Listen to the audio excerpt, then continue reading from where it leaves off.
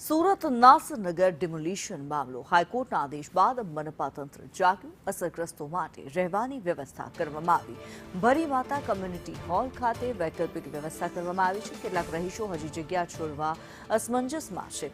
વૈકલ્પિક વ્યવસ્થાના બદલે ઘર માંગવામાં આવ્યું.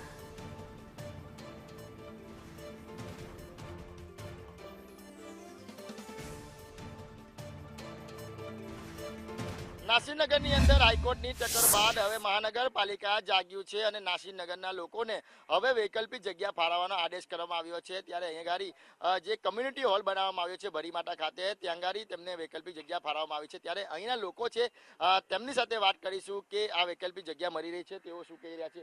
ભાઈ, શું કહેશો? વૈકલ્પિક જગ્યા મળી રહી છે, મહાનગરપાલિકાએ આપી છે, કઈ રીતે જોઈ રહ્યા છો તમે? વૈકલ્પિક જગ્યા એ તો એ લોકોનું આખા બિલ્ડર સાથે પ્લાન છે કે આ લોકો અહીંથી સ્થળ છોડી દે અને સ્થળ છોડ્યા પછી આ લોકો તાત્કાલિક રોડની કામગીરી શરૂ કરી દે ને આ બધું હટાવીને એ લોકોને ભાઈ વૈકલ્પિક સ્થળ એટલે મતલબ અમારું નુકસાન થયેલું છે. જે કાયદેસરનું કરીને આ લોકોએ જે બોગસ ડિમોલેશન કર્યું છે એની માંગ અને એનું વળતર માટે અમે ઉભેલા છે. અમને આ લોકોનો આ જે વૈકલ્પિક સ્થળ માંગ્યું છે એ લોકોએ આપેલું છે એ અમને તદ્દન ખોટું છે અને અમારે ત્યાં જવું નથી. અમે અહીંયા જ રહેવાના છે. શું કામ નથી જવું તમારે? સર, જગ્યા અમારી અહીં છે, અમારું ઘર અહીં છે, અમારી બધી વસ્તુ બધું છોકરાઓના ડોક્યુમેન્ટ્સ ને બધું સ્કૂલના બધા ડોક્યુમેન્ટ્સ, આધાર કાર્ડ ને બધું અંદર દબાયેલું છે. અમે અહીંથી હટી જશે તો આ લોકો બધું મલબું આવીને બધું હટાવીને રસ્તાની જે કામગીરી આ લોકોએ જે કર્યું છે એ લોકોને એકદમ રસ્તો ઈઝી થઈ જશે ને એ લોકોએ કરી નાખશે જે કરવાનું હતું એ લોકોનું હેતુ.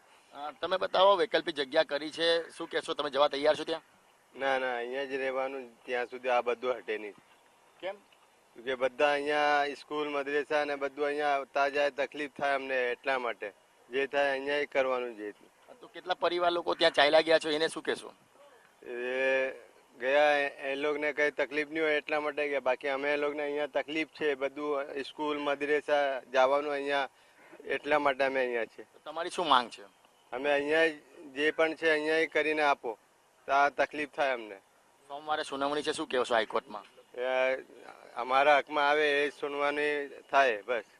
બિલકુલ, તો ન્યાય મળશે એવી આશા અપેક્ષા રાખી રહ્યા છે. અન્ય લોકો છે તેની સાથે વાત કરીશું. ભાઈ, શું કહેશો તમે?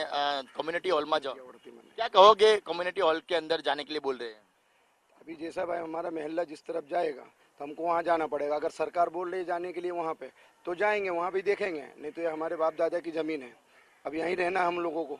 यहाँ से कहाँ जा सकते हैं? बच्चों का मदरसा स्कूल सब यहीं आसपास में है. अब इतनी दूर हम कहाँ जाएंगे सर? तो हमारा भी यही मांग है कि जो घर के बदले घर मिले, जो हमारा तोड़ा है बिना फालतू का. ना कोई नोटिस, ना कोई कुछ आके तोड़ दिए. 1 घंटे में तो पूरा यहाँ से वहाँ तक तोड़ दिया और मलबा भी उठाना चालू कर दिए. हम लोगों ने यहाँ से फिर मलबा उठाने नहीं दिया. બિલકુલ, તો જે રીતના નોટિસ આપવા વગર મકાનો તોડી પાડવાના આક્ષેપ છે, ત્યારે હાઈકોર્ટની ટકોર બાદ હવે મહાનગરપાલિકા જાગ્યું છે અને આ લોકોને વૈકલ્પિક જગ્યા છે તેની આપવાની શરૂઆત થઈ ગઈ છે. કમ્યુનિટી હોલ છે ભરીમાતા ખાતે, ત્યાં ગાડી જે પાણી, લાઇટ અને જે કહેવાય કે જે સુવિધાઓ છે ત્યાં જગ્યા આપવાની વાત છે. પરંતુ કેટલા લોકો છે તે હજી પણ પોતાનો આશયાનો છોડવા તૈયાર નથી. ઘરના બદલામાં ઘર જ માંગી રહ્યા છે. કેમેરા પર્સન ભૂષા ચૌધરી સાથે મનીષ પરમાર, સંદેશ ન્યૂઝ, સુરત.